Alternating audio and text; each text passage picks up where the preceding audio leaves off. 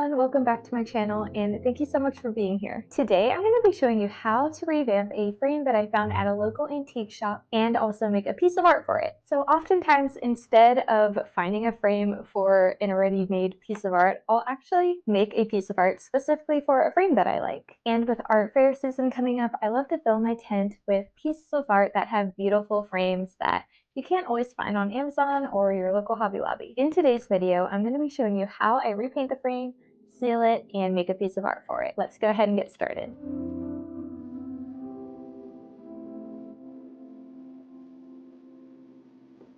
Okay, so the first thing I do when I have a new frame is to get the measurements so I know what to cut my piece of paper to. So here is my large ruler that I have. It's 2 feet. So after measuring this frame, it is 24 inches by 12 inches. So now that I know the measurements, I'm going to use my ruler and pencil to mark that out on my watercolor paper. So this watercolor paper is the Master Touch brand and it is 18 by 24 inches. So that means I can leave the 24 inches as is. I don't need to cut lengthwise. I want it to be 12 inches and not 18. So I'm going to mark where the 12 is. And then once we've got that marked, we can go ahead and start cutting. Now I do have a paper slicer that is great for my smaller pieces. However, it only goes up to about 14 inches. So when I do larger pieces, I just have to go with this measuring and cut by hand method.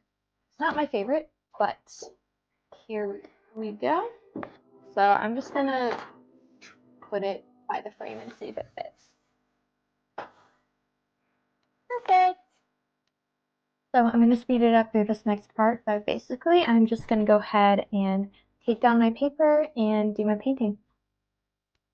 I used painter's tape to hold down my paper, and I have that linked in the description below. All the materials that you see me using in the video are also in that link.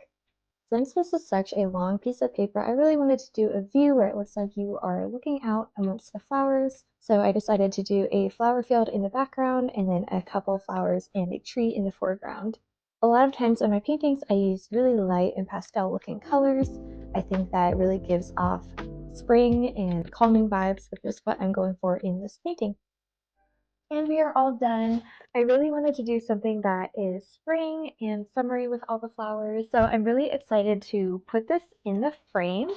And I think what's gonna look really good is the combination of white and gold. So what I'm gonna do is spray paint the outside of the frame white and then use painter's tape to keep part of it gold. So let's go ahead and try that out. I'm not a refurbishing expert, but I think it'd probably be good to wash it off first, right? It just seems like the thing to do. So I'm just going to wipe it down because you never know where things have been when they've been in an antique store. So I'm going to be using this classic white spray paint to do the outside of this frame, and then I'm going to go over once it dries with this gloss varnish. So first I'm going to take this painter's tape and tape down this inner part that I want to keep gold.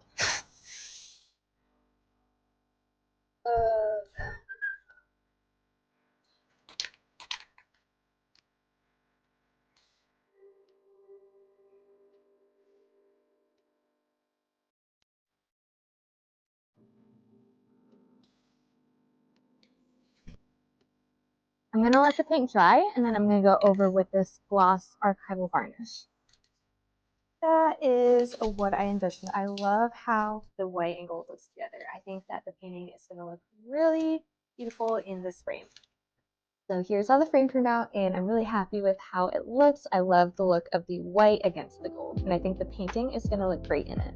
So if you do buy a frame from an antique store, it may or may not come with glass to go with it. So something you can do is go to a hardware store like Lowe's or Home Depot to get custom glass made for you. So I just got the measurements for the frame and then asked for glass to be cut in that measurement. Here it is. I'm just going to take the tape off. I'm going to go ahead and put the glass in.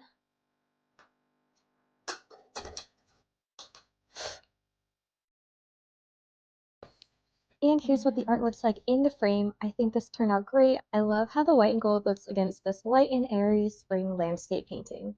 I hope you all enjoyed coming on this journey with me today and learned something new about frames for your art. I definitely encourage you to check out your local antique shops and see what you can find. Having a unique frame really adds value to your art and can make it look even more beautiful. If you have any questions, let me know in the comments below and I'd be happy to answer them. And as always, you can find me on Instagram and TikTok at Watercolor with Emily. I also have a website, Watercolor with Emily, where you can check out my blog, my monthly newsletter, art that I have for sale, and what events I will be at next. Until we paint again next time.